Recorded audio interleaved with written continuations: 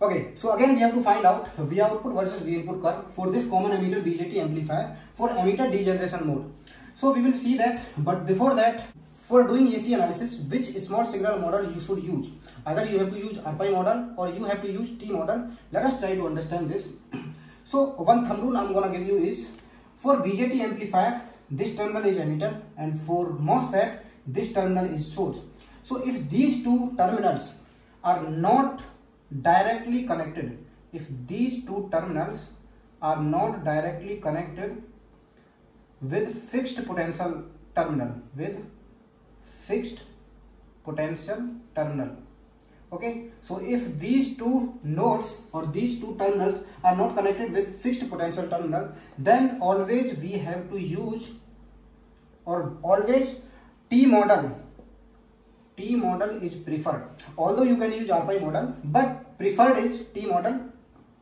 Why I am saying this is, let us see.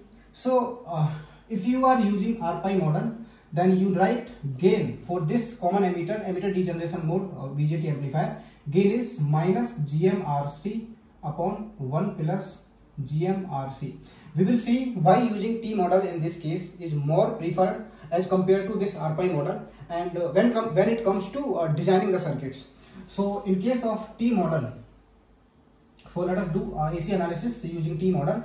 So we have RC here, and this is DC, so this will be grounded, and we have then one dependent current source, that is, this is IC, right? So IC current will be going there, and this is IE current, and we are assuming this transistor operating in forward active region. Then only we are saying this is acting as a BJT amplifier.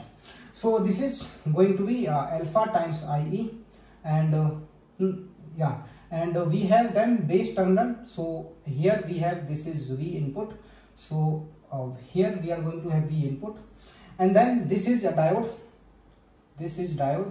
So if you see from emitter, if you look at into the transistor, so you know resistance is going to be alpha by Gm plus Rb upon 1 plus beta, right? So base resistance is not there, so Rb is going to be 0. So we are left with only alpha by Gm. So alpha Rm we can write, because 1 by Gm we can write Rm. So resistance is going to be Re and then alpha Rm. So alpha Rm and one more resistor in series is going to be Re.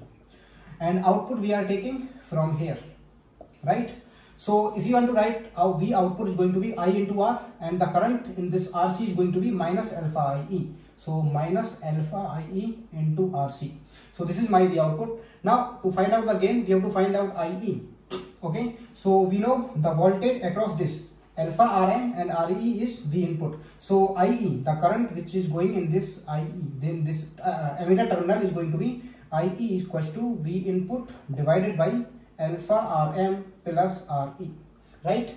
Now let's put this IE into this first equation. So V output we will be getting, that is minus alpha Rc into V input by alpha Rm plus Re, right? So from this AV, that is V output by V input, I can write minus alpha Rc upon alpha Rm plus Re. Okay, so if you observe this, you can write minus alpha times RC total.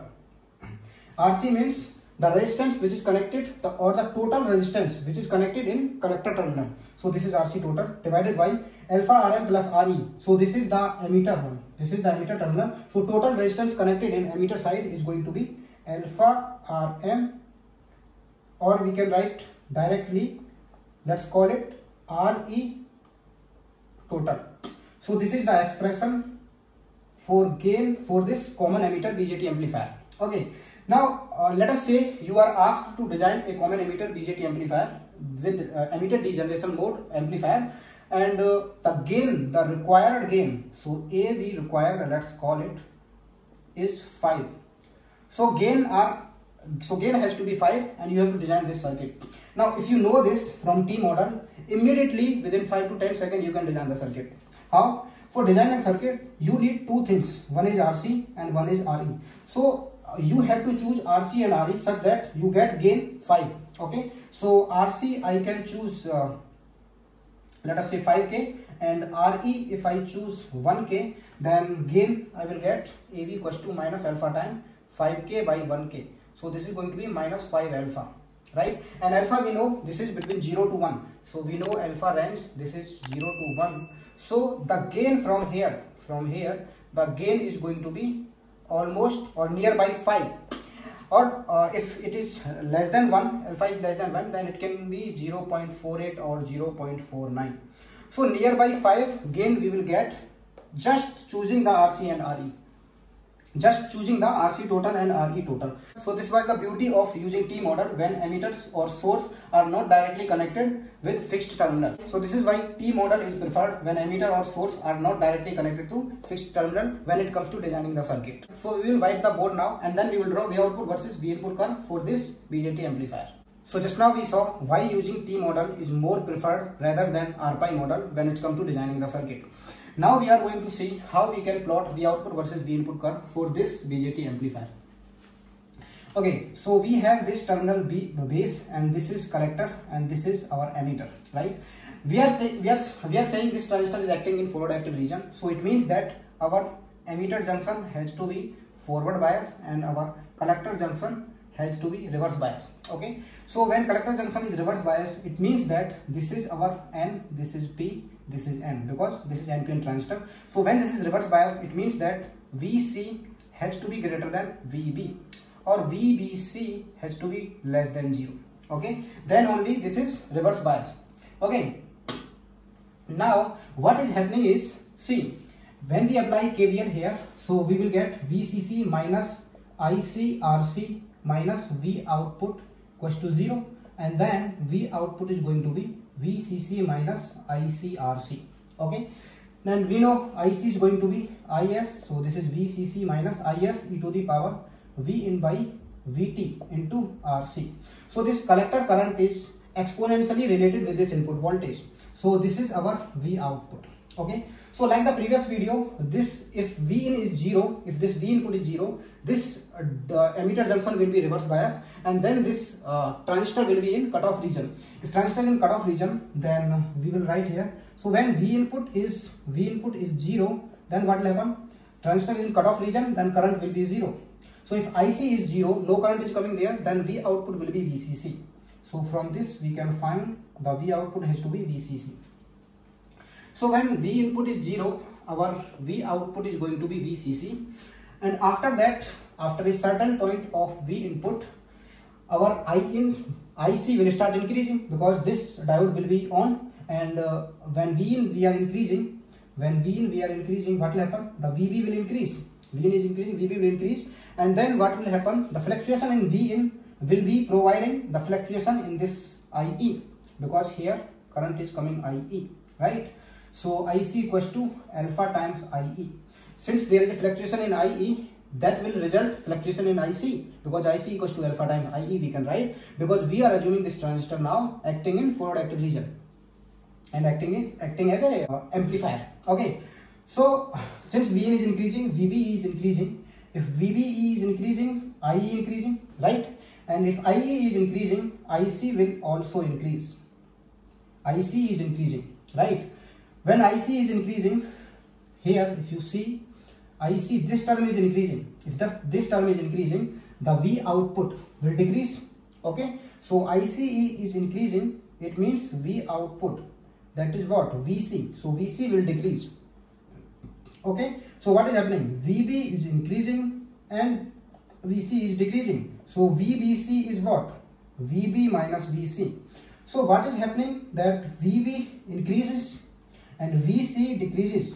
So there will be a point, let us say, so V output was decreasing, and there will be a point where VB will be greater than VC. So there will be a point where VBC will be greater than 0. Once this point has come, once VBC is greater than 0, what will happen? This diode, there is a diode here, this VBC will be forward bias. Okay, this VBC will be forward bias. Let us say not VBC greater than 0. Let us say the forward voltage drop of this diode is 0.6. Then if VBC is greater than 0.6, this diode will be forward bias, and forever VBC has to be 0.6 volt now. Okay, now if VBC is 0.6, This means VB minus VC is going to be 0.6 volt, and VB we know this is V input, and VC is what? V output, minus V output is going to be 0.6. It means that V input equals to V output plus 0.6 volt. So what does this equation says is, your V output is tracing V input such that V input is 0.6 volt more than V output. It means that, let us say my V input is keep on increasing like this. This is my V input increasing, and there is a point that V input is greater than 0.6 volt V output. It means that our V output is reducing, and it has reduced 0.6 volt from V input. So this is my V input, so it is reducing 0.6 volt. So this is 0.6 volt. This V output is reduced 0.6 volt from this point. This is my V input, no? The V input line is cutting this one. So after that, what will happen?